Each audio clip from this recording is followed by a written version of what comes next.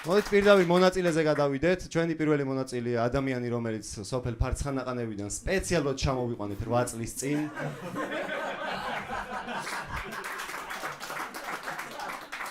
კომედი შოუში მივიყვანეთ, იქ ვავარჯიშეთ ეს 8 წელი ვამუშავეთ, რომ იუმორი კარგად შეემცნო. და უკვე მზად არის ამ 8 წლის თავზე, რომ 5 წუთიანი სტენდაპი წაიკითხოს. ჩვენი და ჩემი ძმა და მეგობარი თემო ნიკაბაძე.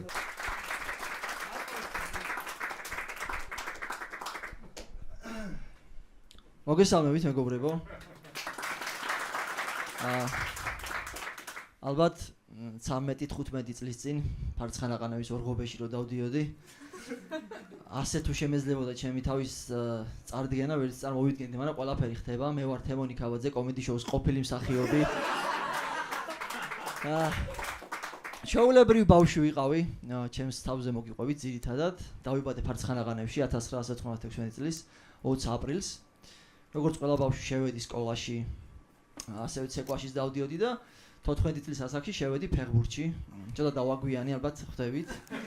14 წლის ასაკში ხალხი ოჯახსთვის და მე ფეხბურთში შევედი. არ გამართლა, რა თქმა უნდა, ჩემი კარიერა არ წავიდა ისე როგორც მინდოდა, მაგრამ არ დავნებდი და ამ ფაქტიდან 12 წელში საბა საპანაძემ შემამჩნია. ჯეო თიმის გუნდში ამიყვანა და YouTube ლიგაზე გოლიც გავიტანე მეგობრებო. და მე მინდა მივმართო პატარა თაობას, რომ არ დანებდე დანასტროს. ყველაფერი მოხდება. შემდეგ იყო ჩემს ცხოვრებაში ჩვეულებრივი სწავლა და ერთი უცნაური ფაქტი მახსენდება, რომ ალბათ შეამჩნევდით, რომ თლად პატარა ცხვირი არ მაქვს და ცხვირის პონჩი არ მქონდა არასდროს ზედმეტსახელი, ანუ კლიჩკა არ მქონდა რაღაცა ცხვირის პონჩი, ორი ზედმეტსახელი მქონდა პატარაობაში. ერთი იყო თემკა და მეორე იყო პადრე. თემკა კაი ხო, თემკა, მაგრამ პადრე დღემდე არ ვიცი რატომ და თუ ვინმე ვიცით, რომ დამიწეროთ კომენტარებში რატომ ეძახდნენ პადრეს. ხო, მერე იყო კავეინის პერიოდი. კავეინის პერიოდი იყო ფარცხანაყანებში, აღმომაჩინა ზაზა ლეჟავამ, აი ცნობილი ფეხბურთელებს რო ამბობენ, რომ მესი თამაშობდა ქუჩაში და აღმოაჩინა, ისე აღმომაჩინა მეც. ზაზა ლეჟავამ ამიყვანა თავის გუნდში, იშვიათი მერლებში. და ამასთანავე მე და ჩემმა ძმაკაცმა გივი პაპავამ დავიწყეთ Facebook-ზე სახალისო ვიდეოების გადაღება და ცნობილები გავხვდით რაღაცა, როგორც ცნობილები ვიყავით, იცი, აი მარტო ბავშვები რო უყურებენ Facebook-ზე ვიდეოებს და ქუჩაში რო ბავშვი უნიმა მშობელს ამასთან ფოტო მიდევა და მშობელი რომ ამბობს ეს ვინ ჩემი ყლიავა, აი ესეთი ცნობილები ვიყავით. მაგრამ სხვათა შორის მეგობრებო, მე და გივი პაპავა მაშინ ვიყავით ინფლუენსერები, სიტყვა ინფლუენსერის შემოსული ძალიან იყო საქართველოში და დაგვაფასე თუ შეიძლება. ხო, მე იყო ეს კავეინებიც თან წაგებები იყო და მე 2016 წლის ზუსტად მახსოვს 2016 წლის 24 დეკემბერი იყო ფინალი კავეინის და მე და გივი პაპავა ლობიანს ვჭამთ გპ-ის კორპუსთან და ზაზალეჟავა მირეკავს, რომ ალეკო მალხაზიშვილს უნდა თქვენი ნახვაო რა.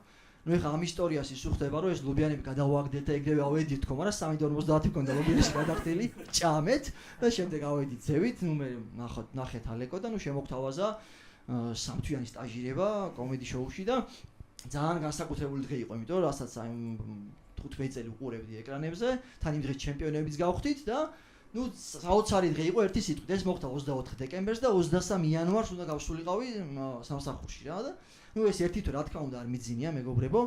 მე და გივი პაპავა ჩამოვედით თბილისში 22 იანვარს და ეს თბილისი რო ვნახეთ, ცოტა ხამობა მგძლია. იმ დღეს ორი მეგობარი გოგონა დავპატიჟეთ სახლში, რაღაცნაირად ცოტა დავლიეთის და რა აღმოაჩინოთ, 5:30 იყო უკვე ხამე. 5:30-ს უნდა ავდგეთ, იმიტომ რომ გლდანიდან ვაჟამდე ვარ გასასვლელები და ეხა ცოტა შეგვეშინა რომ ჩაეძინოს ვინმეს და რაღაცა და ნახევარ საათობით ვიძინებთ. რა ჯერ მე ვიძინებ, ის მაგვიძებ და მე ისიდან მე ვაღვიძებთ. 8:30 გახდა და გადავწყვიტე ეხა გლდანი და უნდა წავიდეთ მეტროთი ვაჟაზე. მიავიღე რუსთავიორის მიგნება ჩემ თავს, იმიტომ 2013 წელს ვარ გააცემა მოიგეში ნაყოფ მეტრი. და მივაგნებთ, რა თქმა უნდა ვერ მივაგენით. მე 5 ლარი ავკრიბეთ და მივედით ტაქსით რუსთავიორში.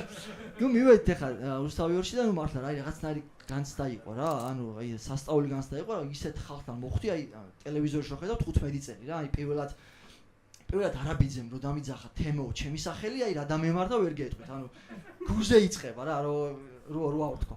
ხო და პირველი ჩემი წარმატება რუსთავი 2-ში იყო 3 კვირის მისული ვარ და ტუალეტში მოხვდი ვანიკო თარხნეშიდან ერთად.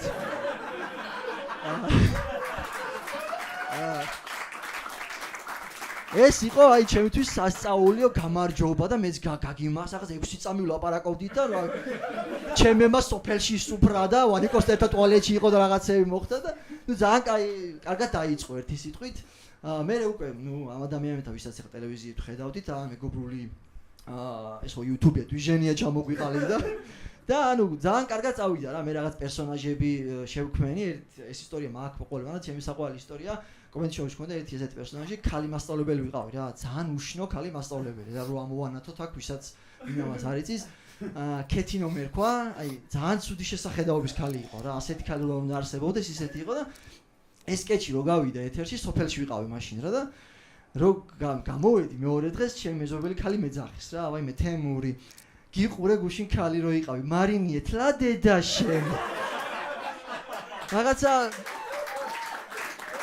ცოტა უცნაურად შემაქო რა ცოტა უცნაურად შემაქო მაგრამ არ მეწყინა იმიტომ რომ გულით კარგი რაღაცები მისვა და მოკლედ ნუ ეს იყო კომედი შოუს პერიოდი იყო ეხა უკვე ვარ YouTube-ზე გამოვიყენებ ამ არხს და სახაზავ ვინც არ იცით მეგობრებო ჩაწერეთ გამოიწერეთ ასევე Game of Thrones და ქაღალდის სახლის მერე ყველაზე გახმაურებულ სერიალს ბადრის ვაკეთებთ ამ არხზე და თუ შეიძლება გამოიწეროთ და კიდე რა ვიცი ვლოგებს ვიღებ მეგობრებო TikTok-ზე ვიღებ ვლოგებს და ვლოგებში ჩემი საყვარელი მომენტია აი გოგოები ხო იღებენ ხა რაღაც ვლოგებს და ის ყوار მაგათად ყავა დავლია და ხო ჩანს რომ ყავა სვამენ და ჩემი საყვარელი მომენტია და შემდეგ გავედი სახლიდან და მართლა ეს ტელეფონი როდებს და რო გადიან რა სახლიდან შემდეგ გიხურა მე მაინტერესებს რა ხდება მაგ დროს შემოდიან ამ ტელეფონს იღებენ თავიდან გადიან და ეს მომენტი ვინმეს თუ გაქვთ რო ჩამიგდოთ იმიტომ რომ ძალიან მაინტერესებს რა ვიცი მე მგონი რაღაცები მოგიყევით ჩემ თავზე კიდე თუ დაპატიჟებთ კიდე მოვალ და კიდე მაქვს რაღაც საიდუმლო ინფორმაციები მადლობა წარმატებები ამაქვს და მიყვარხარ და ისევ შევხვდებით